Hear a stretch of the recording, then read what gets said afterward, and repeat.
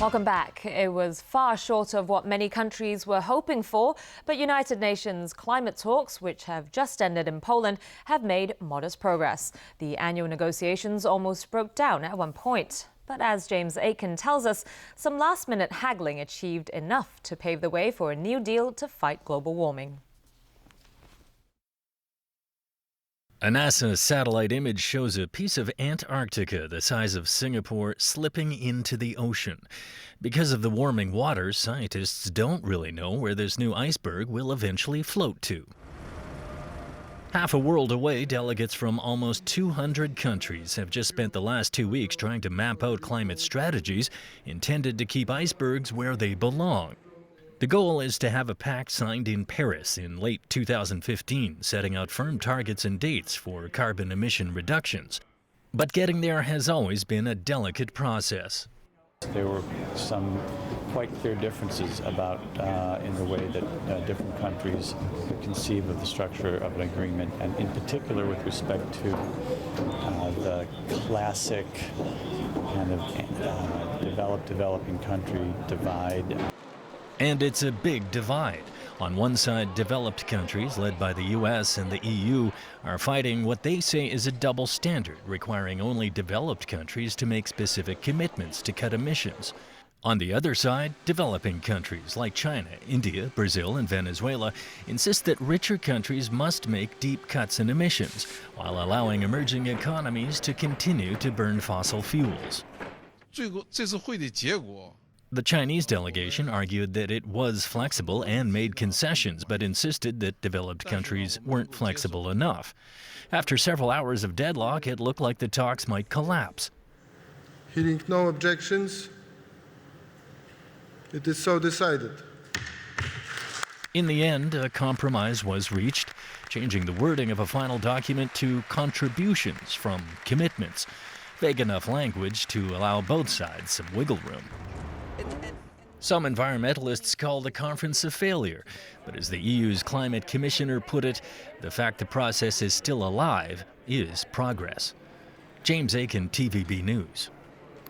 Egypt has downgraded its diplomatic relations with Turkey in protest at Ankara's criticism of the country's interim government. The Turkish ambassador in Cairo was expelled, prompting Turkey's foreign minister to declare that Egypt's representative was no longer welcome. Egypt's ambassador hasn't been seen in Turkey since August, so the move is largely symbolic. Ankara has condemned the Egyptian military's move to remove former President Mohamed Morsi from power. Relations with Egypt's interim government have been frosty since then. Well, after years of turmoil, Hondurans are heading to the polls today to elect a new president, but some observers say the election might fail to produce a clear winner. Polls show a statistical tie between the top two candidates, the wife of former President Manuel Zelaya, who was overthrown in a 2009 military coup, and the candidate of the ruling Conservative National Party. The prospect of a draw has raised fears of more protests and instability. More than 200 international observers are monitoring the election. And back locally, after the midterm review of the power company's scheme of control agreement, it was agreed that bonuses earned from energy-saving initiatives will be given back to the public. The chairman of the Energy Advisory Committee today hailed the review as a major breakthrough. CLP Power and Hong Kong Electric are expected to put a combined $100 million into an energy-saving fund over the next 5 years, which will be matched by the public. This money comes from bonuses earned by the two firms for their energy efficiency initiatives. The question begs, will the lack of a bonus incentive mean the companies would tend to become less energy efficient? Speaking to TVB News today, the chairman of the Energy Advisory Committee said he believes energy efficiency is just a corporate social responsibility exercise, and it comes down to society to lower its energy consumption. The scheme aims to change behavior, trying to provide some economic incentives so that people become more energy efficient, people become more cautious in saving energy. The two power companies do not really think that it should be their sole responsibility, because their major responsibility is to provide a reliable and so-called cost-effective energy supply. So said the existing contracts, which expire in 2018, limit the negotiations between the government and the companies, but that there will be more room for change in the new scheme of control later. He said this could include further lowering the permitted profit return and to see if the two companies can work together more to lower infrastructural costs. Still, So said the way the government handled the talks with the power firms proved to be a major breakthrough, compared with previous reports that would give out little information except when there was a tariff increase. This time is quite different. In the papers, they state very clearly what the government standpoint are, and the standpoint of the two power company as well. On what grounds they reached an agreement, or on which grounds they disagree. He said greater transparency will help people form better views on the issue and in turn be able to give better feedback to the government for improvements. And more than 100 parents today joined the first briefing session on the new kindergarten admission scheme in North District and Tai Po. As Rachel Leung reports, there's mixed reactions towards the effectiveness of the forum. Under the new system, parents can only accept one offer and sign up at one kindergarten between December 11th and 14th. The Education Bureau will only issue registration letters to those who selected one school, and parents can use that letter to complete the registration process. But the government's latest attempt to reduce parents' concern over the shortage of school places has drawn criticism. Some mainland parents who turned up at the forum today said their children have still not secured a kindergarten place. This mainland father who scrambled for a place at 16 kindergartens said it is unfair how some schools did not have a set of written admission requirements, making it hard for his daughter to be admitted. And he complained that local kids and children with one Hong Kong parent get the priority over those with no Hong Kong ties. But others found the briefing helpful. The Education Bureau will hold a total of 16 public forums in North District over the next 2 weeks to provide parents with more information on the new registration arrangements. Rachel Leung, TVB News. Okay, it's time now for a look at sports, and we start, of course, with boxing. Filipino boxing icon Manny Pacquiao defeated Mexican-American Brandon Rios in a highly anticipated welterweight fight in Macau today. Pacquiao won a unanimous decision over his younger opponent, and our Jameson Wong joins us now in the studio with all the highlights. He was actually at the fight, weren't you, Jameson? Yeah, I was ringside, Tony, and what a day, what a fight. This was a must-win for Pacquiao, who is coming off 2 losses. It was also an emotional victory for him. He dedicated this fight to the victims of the recent typhoon in the Philippines. IBF Featherweight Championship. While there was so much intrigue over this fight, in the end it came down to the speed and skills of the 8th Division World Champion over the game but outmatched opponent. Then in this one, Manny Pacquiao from the get-go to the end. Pacquiao consistently beat Rios to the punch as expected. Brandon did all that. Slick foot movement. Back in the ring for the first time in nearly a year, and after a brutal knockout by Juan Manuel Marquez, his fans wondered if the Pac-Man still had it. He withstood the best the brawler threw at him while landing twice as many punches. One judge scored the fight a shutout, 120-108 for Pacquiao, while Rios received a total of 3 rounds from the other 2 judges. Meanwhile, Hong Kong's Rex So won his bantamweight fight in stunning fashion with a TKO over his 22-year-old Thai opponent in the first round.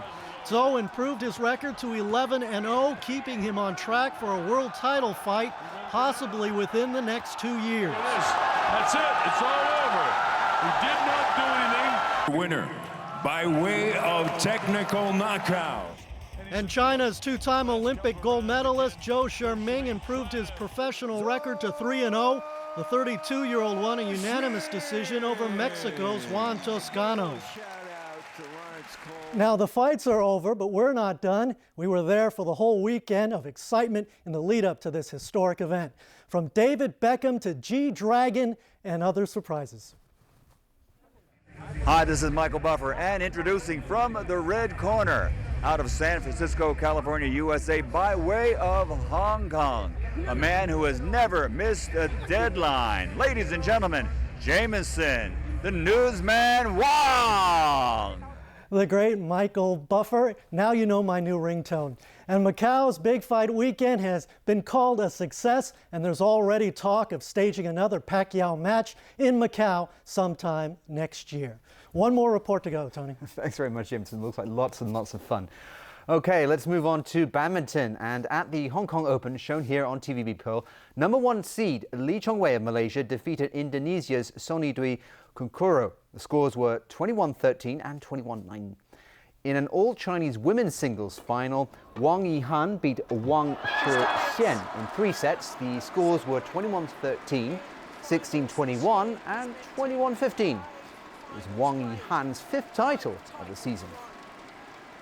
A 3rd Super Series title of the year to go with that one in Singapore and in Denmark. What?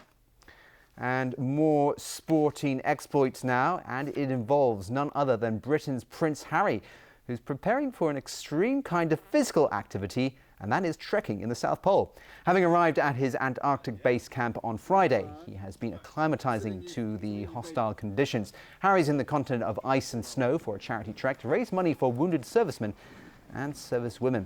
Yesterday, Harry and his teammates trained on skis out on the snow.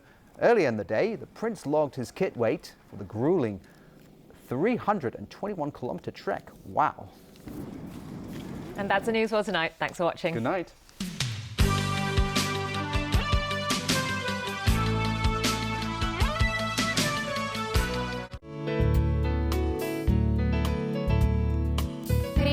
Sunny periods and a few showers today. At 5 p.m., a cold front over inland Guangdong was moving south and will move across the coastal areas tonight.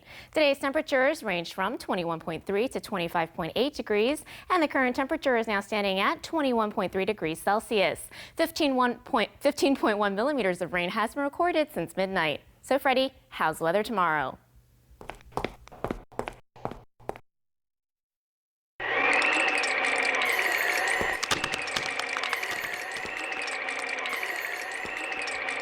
It'll be cloudy and cool at first tomorrow, then mainly fine and dry during the day. Temperatures will range from 17 to 22 degrees. Expect sunny periods on Tuesday. Tomorrow's API is forecast at 30 to 90, and the air pollution level will range from medium to high. The maximum UV index forecast for tomorrow will be about 7.